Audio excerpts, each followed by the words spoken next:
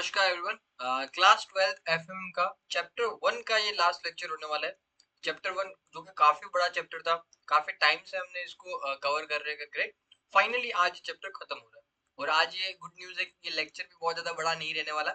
छोटे से टाइम के अंदर अपना ये लेक्चर खत्म हो जाएगा। राइट, मेनली दो ही टॉपिक आज अपने को डिस्कस करने हैं। पहला जो कि बहुत ही छोटा सा टॉपिक है, which is investor service cell, ये क्या है करके इसको डिस्कस करेंगे। पहला तो ये टॉपिक है। नाउ ओके, इसमें ये वाला क्यों नहीं काम कर रहा? कोई बात नहीं, देखते हैं।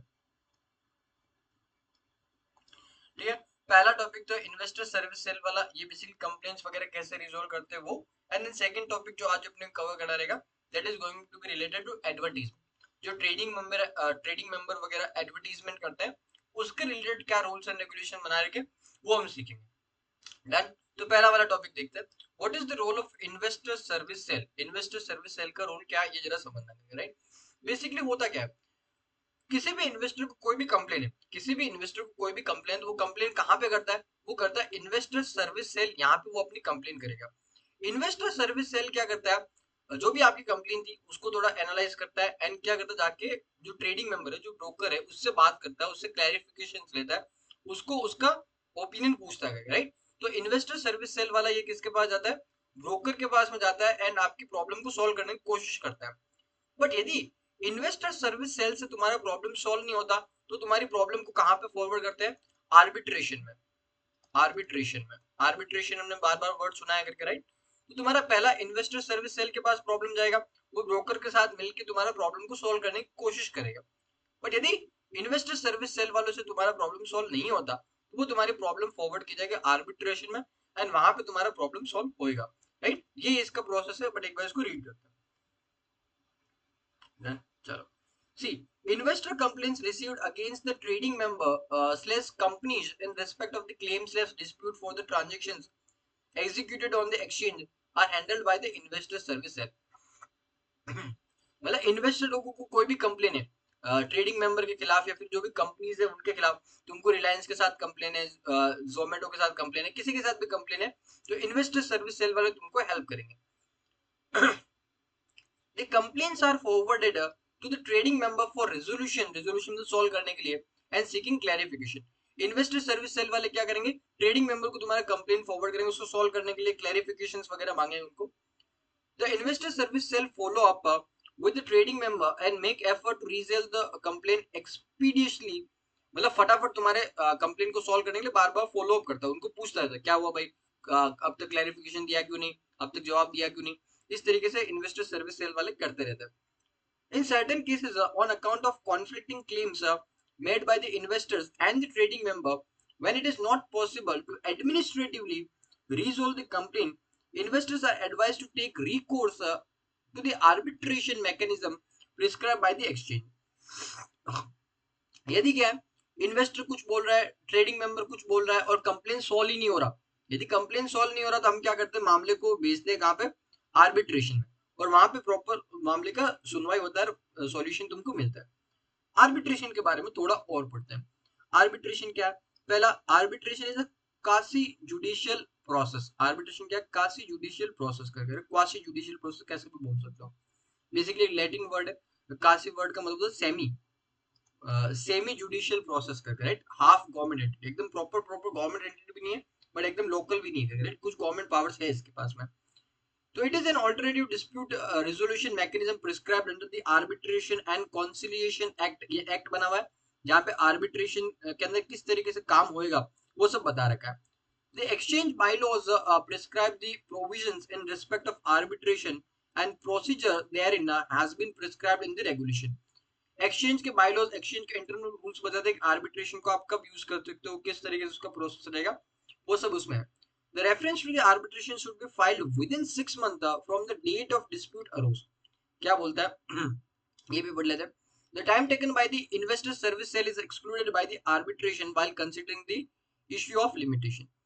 ध्यान सुनना क्या बोलता है, जिस टाइम तुम्हारा डिस्प्यूट हुआ, लेट से कि आज डिस्प्यूट हुआ करके, राइट, तो उसके विद इन 6 मंथ के अंदर तुमको आर्बिट्रेशन के पास जाना रहेगा। कब से, जिस टाइम पे डिस्प्यूट हुआ उसके विद इन 6 मंथ तुमको आर्बिट्रेशन के पास जाना रहेगा। 6 मंथ के बाद में जाते हो तो आर्बिट्रेशन तुम्हारे मामले को सुनवाई नहीं करेगा। समझा ना तुमको? जैसे ही डिस्प्यूट हुआ विद इन 6 मंथ आर्बिट्रेशन के पास चले जाओ, नहीं तो मामले की सुनवाई नहीं होगी। बट तुम बोलोगे बीच में तो हम इन्वेस्टर सर्विस सेल के पास चले गए, उन्होंने ही हमारा 7-8 महीना खा लिया, तो हम आर्बिट्रेशन के पास कैसे जाते हैं 6 मंथ के अंदर? तो इसके लिए तुमको रिलीफ दे रखा है कि यदि तुमको कोई इन्वेस्टर सर्विस सेल के वहां पे कोई टाइम लगा है, उस टाइम को हम कंसिडर नहीं करेंगे। इन्वेस्टर सर्विस सेल के पास जो तुमको टाइम लगा, उस टाइम को छोड़ के 6 मंथ हम कंसिडर करेंगे from the date of issue. Understood? चलो, लेट्स से कि तुम्हारा एग्जांपल ले क्या, मान लो जनवरी मंथ के अंदर तुम्हारा डिस्प्यूट हुआ करके, राइट? फिर तुम्हारा मामला चला कहाँ पे, इन्वेस्टर सर्विस सेल के अंदर तुम्हारा मामला चला, ये चला मान लो जुलाई तक मामला चला करके, राइट? ये इन्वेस्टर सर्विस सेल में मामला चला, एंड तुम चाहते हो कि in the month of October तुम जा रहे हो आर्बिट्रेशन के पास में, आर्बिट्रेशन के पास में। तो इस केस में तुमको अलाउ करेंगे कि नहीं करेंगे? बिल्कुल करेंगे। क्यों? क्योंकि जनवरी से अक्टूबर तक वैसे तो 6 महीने से ज्यादा हो जाते, बट तुमको मेजोरिटी टाइम कहाँ पे गया, जनवरी, फरवरी, मार्च, अप्रैल, मई और जून और जुलाई, ये 6-7 महीने तो तुमको जो यहाँ पे लगे, इस टाइम को हम हटा देते, इस टाइम को हटा देते हैं, ये वाला टाइम हटा देते, तो फिर क्या बचता है, जुलाई के बाद में अगस्त, सितंबर, अक्टूबर, तो यहाँ पे तो 3 महीने है, तो मतलब क्या, बेसिकली तुम 3 मंथ्स के अंदर उसके पास चले गए, काम हो जाएगा, राइट? ये वाला टाइम को हम काउंट नहीं करेंगे, इस टाइम को छोड़ के 6 महीने के अंदर अंदर तुमको आर्बिट्रेशन के पास जाना है। अंडरस्टूड? चलो, अभी नेक्स्ट जो कि आज की क्लास का मेजर टॉपिक रहने वाला, which is going to be advertisement, right? What are the features of the code of advertisement? Advertisement से रिलेटेड प्रॉपर हमने डिटेल्स लिख रखा है, किस तरीके से काम करेगा ट्रेडिंग मेंबर जो एडवर्टीजमेंट करता है ना, उसके लिए रूल्स एंड रेगुलेशन वो देखते हैं, देखो। Now, the trading member of the exchange, while issuing advertisement in the media, have to comply with the code of advertisement prescribed by the exchange. ये कोड किसने दिया है? कोड मतलब रूल्स एंड रेगुलेशन किसने दिया? एक्सचेंज ने बताया क्या क्या रूल्स फॉलो करने होते हैं। In pursuance of that, a copy of advertisement has to be submitted to the exchange to get the prior approval before an issue in the publication of media. तुम advertisement issue करो, उससे पहले उस advertisement का copy तुमको exchange को देना पड़ता है, एंड एक्सचेंज का अप्रूवल लेना पड़ता है।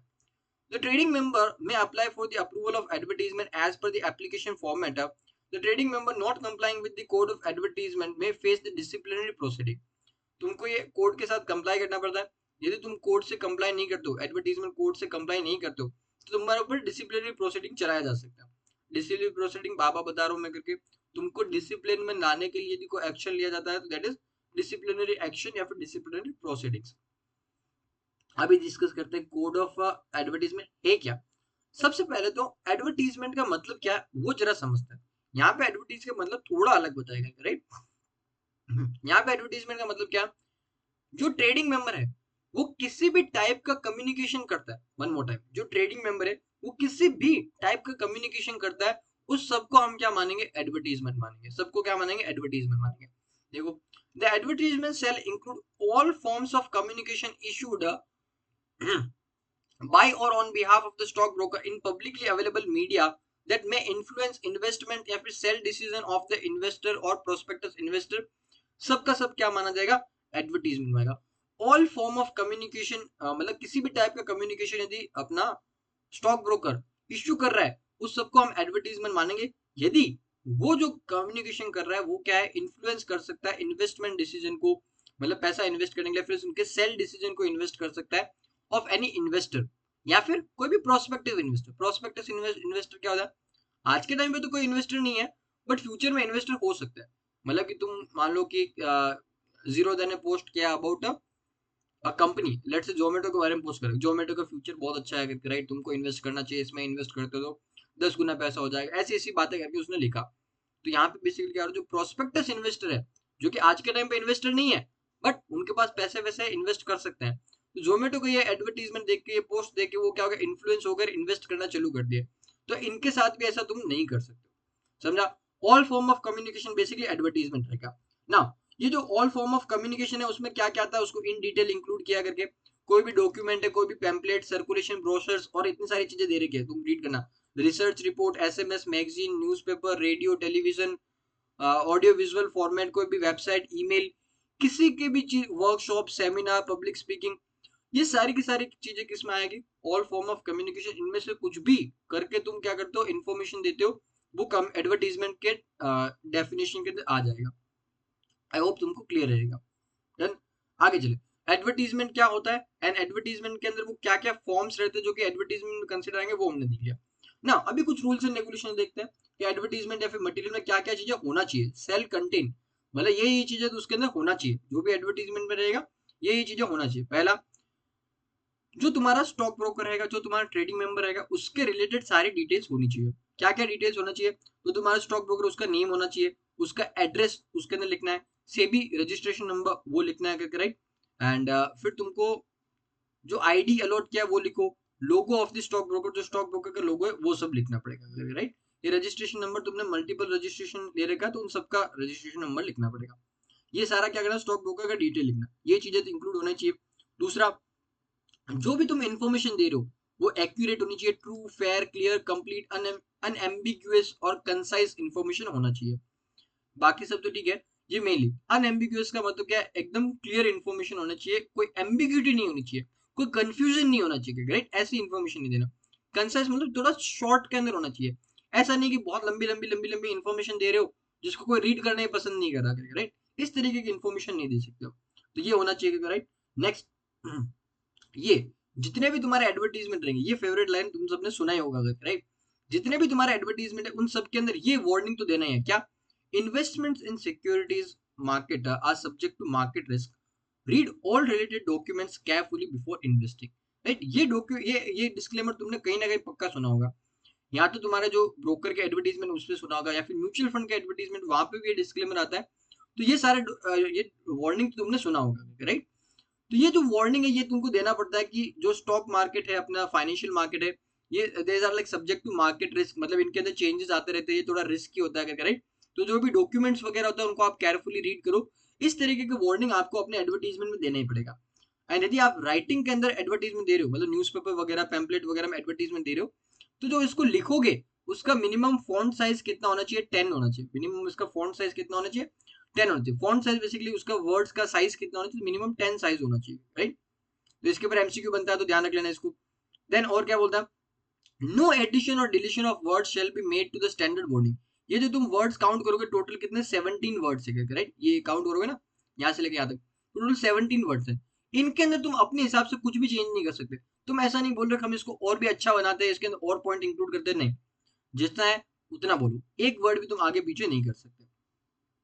In audiovisual media based on advertisement, in audiovisual media based advertisements, the standard warning in a visual accompanying voice-over reiteration shall be in a audible in a clear and understandable manner. For example, in a standard warning, both the visual and voice-over iteration containing 17 words, ये जो 17 words है, running for at least 5 seconds, may be considered as clear and understandable. यदि तुम advertisement सिर्फ और सिर्फ writing form के अंदर करते हो, न्यूज़पेपर में एड वगैरह दे दिया, तो ये वार्निंग लिख दो, काम खत्म। बट तुम ऐसा क्या करते हो, एडवर्टीजमेंट चलाओ टीवी के ऊपर, यूट्यूब के ऊपर चलाते हो, तो वहां पे क्या रहेगा, विजुअल भी है, राइट। तो वहां पे उसका ऑडियो फॉर्म भी इंक्लूड करना पड़ेगा, मतलब तुमको ये वार्निंग जो है रीड करके भी बताना पड़ेगा, सिर्फ लिखने से काम नहीं चलेगा, उसको रीड करके भी बताना पड़ेगा। इसके लिए वो क्या करते हैं, रीड करके तुमको सुनाते हैं, और रीडिंग का टाइम मिनिमम 5 सेकंड होना चाहिए, 5 सेकंड लगना चाहिए रीडिंग के लिए, राइट।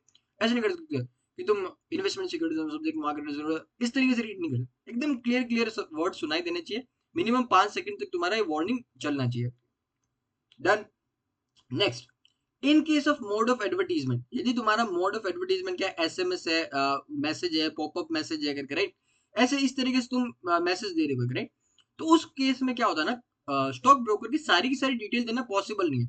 एक छोटा सा तुमको व्हाट्सएप मैसेज आया, टेक्स्ट मैसेज आया, उसके अंदर इतनी सारी डिटेल हम कैसे देंगे, राइट। तो उस केस में ये क्या बोलते हैं, तुम सारी डिटेल चाहे मत दो, कोई दिक्कत नहीं है, बट तुम उस केस में क्या करो, वेबसाइट, तुम्हारी जो ऑफिशियल वेबसाइट है उसके हाइपर लिंक दे दो, और उस वेबसाइट हाइपर लिंक का मतलब जिसके ऊपर क्लिक करके तुम्हारी वेबसाइट पे पहुंच जाएंगे, तो उसका लिंक दे दो, और जो वेबसाइट है उसके ऊपर ये सारा डिटेल होना चाहिए, ताकि किसी भी इन्वेस्टर को वो डिटेल देखना है तो तुम्हारी वेबसाइट पे क्लिक करके वहां पे जाके देख सके।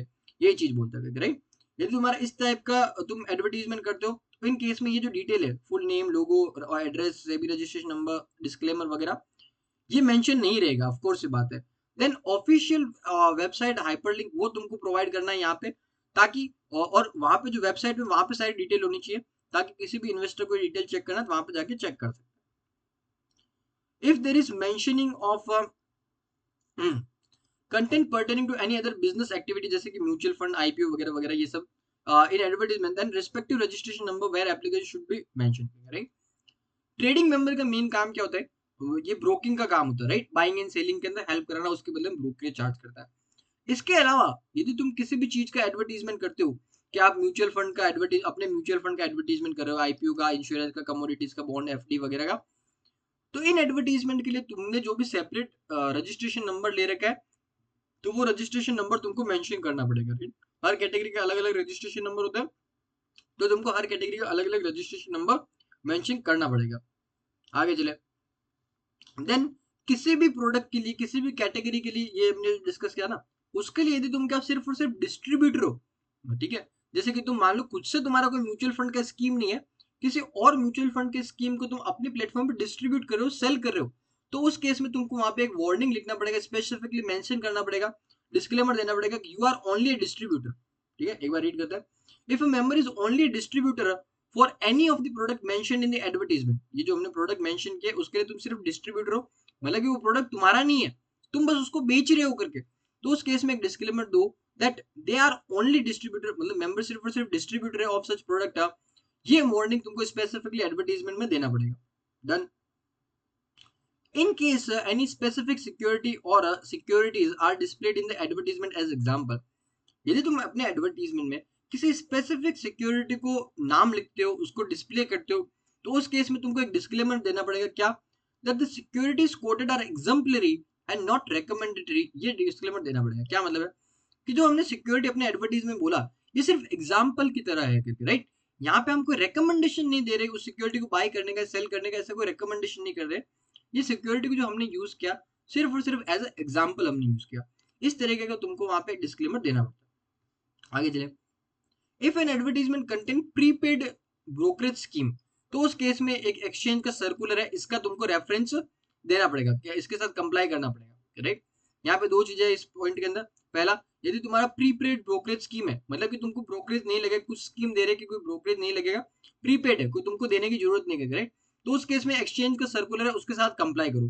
दूसरा, इन केस तुम ब्रोकरेज के रेट से रिलेटेड कुछ इन्फॉर्मेशन देते हो कि हमारे प्लेटफॉर्म पे 1% ब्रोकरेज लगता है करके, इस तरीके का कुछ कुछ बोलते हो करके, राइट, तो उस केस में तुमको ये लिखना पड़ेगा कि brokerage will not exceed the SEBI prescribed limit.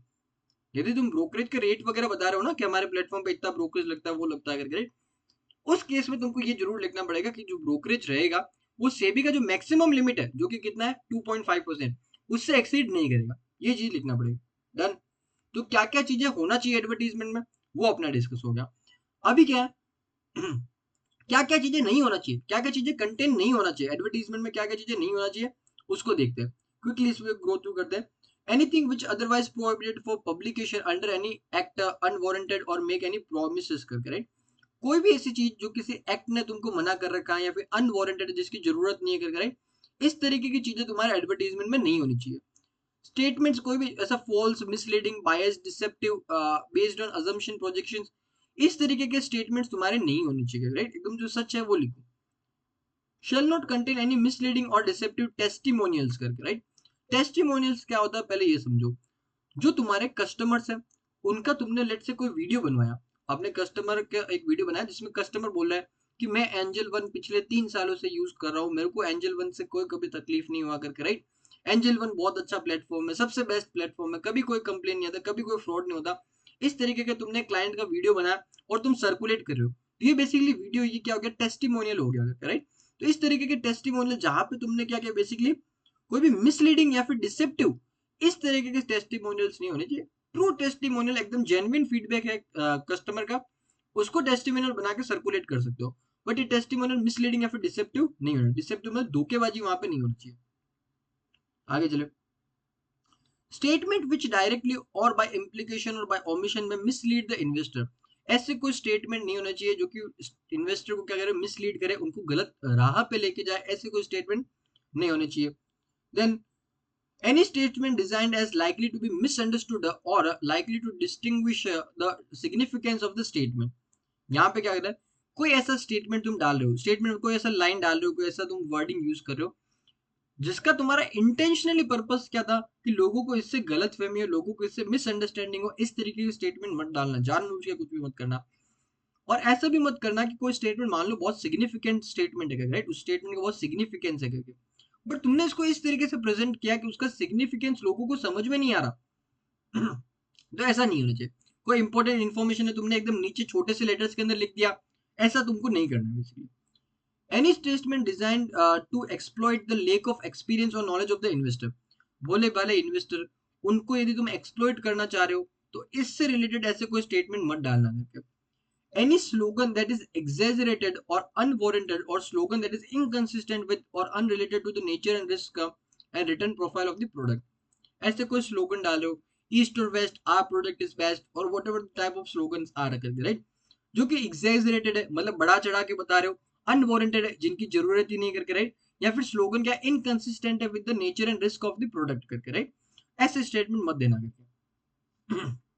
Again ये इंपॉर्टेंट है, एनी प्रॉमिस और guarantee of assured return to the general investor, कोई भी ब्रोकर या फिर कोई भी म्यूचुअल फंड वगैरह कोई भी लोग एक गारंटीड रिटर्न तुमको दे ही नहीं सकते। यदि कोई स्टॉक ब्रोकर बोलता है कि आप हमारे प्लेटफॉर्म को यूज करके इन्वेस्ट करो, हर साल आपको मिनिमम 15% का रिटर्न देंगे करके, राइट, 8% का रिटर्न देंगे, 10% का रिटर्न देंगे, 20% का रिटर्न देंगे, जो भी हो, ऐसा ये बोलना अलाउड ही नहीं है, राइट। तुम गारंटी कैसे दे सकते हो कि 15% रिटर्न मिलेगा, 20% रिटर्न मिलेगा? नहीं दे सकते। जो तुम्हारा कैपेबिलिटी रहेगा उतना तुमको रिटर्न मिलेगा, हो सकता है लॉस भी हो जाएगा, राइट। तो तुमको कोई अश्योर्ड रिटर्न का गारंटी नहीं दे सकते। Any statement which directly or indirectly discredit the other advertisement or the stockbroker or make the unfair comparison, right? तुम्हारा जो अदर स्टॉक ब्रोकर के एडवर्टीजमेंट है, अदर स्टॉक ब्रोकर से, राइट, उनसे तुमको अनफेयर कंपैरिजन नहीं करना है, उनको ऐसा उनकी बुराई वगैरह नहीं करना है, ऐसा कुछ नहीं करना। Then representations made about the performance और एक्टिविटी ऑफ द ब्रोकर, यदि तुम अपने ब्रोकर के बारे में, अपने खुद के बारे में क्या कर रहे हो, अपनी पास्ट परफॉर्मेंस के बारे में, अपनी पास्ट एक्टिविटीज के बारे में कुछ वहां पे डिटेल्स इंक्लूड करो, देखो हमारा कितना अच्छा परफॉर्मेंस रहा करके, राइट, ये कुछ ऐसा कुछ चीज बोलते हो करके, राइट, तो उस केस में तुमको क्या करना पड़ेगा, पहला तो उससे रिलेटेड डेटा डालना पड़ेगा, जो भी डेटा वगैरह वो सारा दो। यदि तुम बता रहे हो कि पास्ट में हमारा अच्छा परफॉर्मेंस रहा तो उसका डेटा दो, पहली बात ये। एंड दूसरा एक डिस्क्लेमर भी देना पड़ेगा कि ये जो रिप्रेजेंटेशन हमने किया are not indicative of future result, कि हमने पास्ट में परफॉर्मेंस अच्छा रहा इसका मतलब ये नहीं है कि फ्यूचर में भी ऐसा होएगा, right. Future indication, future performance का कोई इंडिकेशन नहीं है, बस पास्ट में हमने ऐसा किया, जरूरी नहीं है कि फ्यूचर में भी हम ऐसा कंटिन्यू कर पाए, हो सकता है फ्यूचर में हम इतना अच्छा परफॉर्मेंस नहीं कर पाए। इस तरीके का डिस्क्लेमर देना पड़ेगा। Such disclaimer shall be in same font as the rest of the advertisement, जो बाकी एडवर्टीजमेंट के लिए जो आपने फॉन्ट साइज यूज किया वही आपको इस डिस्क्लेमर के लिए फॉन्ट साइज यूज करना पड़ेगा। देन सुपरलेटिव टर्म्स जैसे कि we are the best, we are the number one, one of the best among the market leaders, इस तरीके की स्टेटमेंट जनरली तुमको यूज नहीं करना है, बट तुम यूज करना चाहो तो कर सकते हो, कोई दिक्कत नहीं है। बट उसके लिए क्या होना चाहिए, कोई ना कोई इंडिपेंडेंट एंटिटी, स्टॉक ब्रोकर या फिर एफिलिएशन, उसने तुमको डिक्लेयर किया होना चाहिए। तुमको समझा? इस तरीके की यदि तुमको स्टेटमेंट्स यूज करने, जनरली तो मत करो, यदि करते भी हो तो कोई एक इंडिपेंडेंट एंटिटी ने तुमको बोला होना चाहिए कि तुम बेस्ट हो या फिर वन ऑफ द बेस्ट हो करके, राइट, और उस इंडिपेंडेंट एंटिटी को तुमने कोई भी पैसा नहीं दिया हो इस चीज के लिए, ये चीज है करके, राइट। तो कोई इंडिपेंडेंट एंटिटी बोलती है तो यूज कर सकते हो, और उसके लिए इंडिपेंडेंट एंटिटी को तुमने कोई पैसा नहीं दिया करके उस केस में तुम इस तरीके के स्टेटमेंट बोल सकते हो। Understood? Last point, recommendation such as buy today sell tomorrow, acquire today sell tomorrow, more और लेस सेम चीज है। ये इस तरीके की रिकमेंडेशन अपने एडवर्टाइजमेंट में नहीं दे सकते, आज खरीदो कल बेच लो, इस तरह की रिकमेंडेशन नहीं देना बेसिकली, ये मोस्ट इंपोर्टेंट है, राइट। देखो इस पॉइंट के अंदर टोटल 12 पॉइंट थे करके, वैसे एमसीक्यू या फिर कोई पर्टिकुलर पॉइंट तो कुछ भी आ सकता है, पर एटलीस्ट 5-6 पॉइंट इसमें तुमको याद होने चाहिए। नाउ अभी ये लास्ट टॉपिक है, उसके बाद अपना चैप्टर खत्म। Compliance and other requirement, advertisement से रिलेटेड कुछ और कंप्लाइंस दे रखा है, क्या क्या है देखते हैं। पहला तो प्रायर अप्रूवल लेना पड़ा है, एडवर्टीजमेंट इशू करते हो उससे पहले तुमको क्या करना, प्रायर अप्रूवल लेना पड़ेगा स्टॉक एक्सचेंज को, एडवर्टीजमेंट इशू करने से पहले। नो सेलिब्रिटीज, तुम एडवर्टीजमेंट, स्टॉक ब्रोकर के एडवर्टीजमेंट को सेलिब्रिटीज को नहीं रख सकते, राइट, शाहरुख खान या फिर ऐसा कोई भी अदर एक्ट्रेस करके, राइट, ये ऐसे तुम्हारे एडवर्टीजमेंट में नहीं आ सकते, राइट।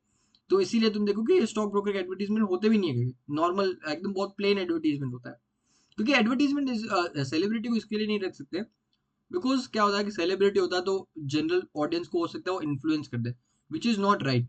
शेयर मार्केट में हम नहीं चाहते कि कोई सेलिब्रिटी या फिर इनकी वजह से कोई इन्फ्लुएंस होकर जाए करके, बट सब लोगों की परफॉर्मेंस के बेसिस पे यहाँ पे ऑडियंस को डिसीजन लेने चाहिए। Statistical information, chart, graphs etcetera, यदि तुम उसके अपने एडवर्टीजमेंट यूज करते हो कर सकते हो, कोई दिक्कत नहीं है, बट उनके अंदर उसका सोर्स क्या है, ये जो स्टेटिस्टिक्स वगैरह तुम यूज करो, डेटा यूज करो, उसका सोर्स क्या है, कहाँ से उठा के लेके आए डेटा, राइट, वो बताना पड़ेगा. Where advertising claims are expressly stated to be based on or supported by independent research or assessment, the source and date of this should be indicated in the advertisement. यदि तुम्हारा advertisement में कोई हम independent research या फिर assessment का वहां पे मेंशन करते हैं कि इस रिसर्च के अकॉर्डिंग वगैरह वगैरह, तो उस केस में वो रिसर्च का सोर्स क्या है, उसका डेट क्या है, ये तुमको बताना पड़ेगा. Then in the event of suspension of any stockbroker by the exchange, the stockbroker so suspended shall not issue advertisement either single or jointly with any other stockbroker during the period of suspension. यदि किसी stock broker को suspend किया है तो वो stock broker खुद से या फिर किसी दूसरे स्टॉक ब्रोकर के साथ मिलकर किसी भी टाइप का एडवर्टाइजमेंट इश्यू नहीं करेगा. In the event any proceeding or action initiated against a stockbroker by a regulatory body other than the exchange reserves the right to direct the stockbroker to refrain from issuing any advertisement for such period as it may deem fit. Stock broker का stock broker के ऊपर किसी भी regulatory body, SEBI ने या फिर clearing corporation ने, किसी ने भी यदि क्या क्या आरबीआई ने वगैरह कोई एक्शन ले रहेगा उसके खिलाफ, तो स्टॉक एक्सचेंज चाहे तो क्या कर सकता है, उसको टेम्पररी बोल सकता है कि भाई अभी कुछ टाइम तक तुम कोई भी एडवर्टाइजमेंट इश्यू मत करो, इस तरीके के बोला जा सकता है.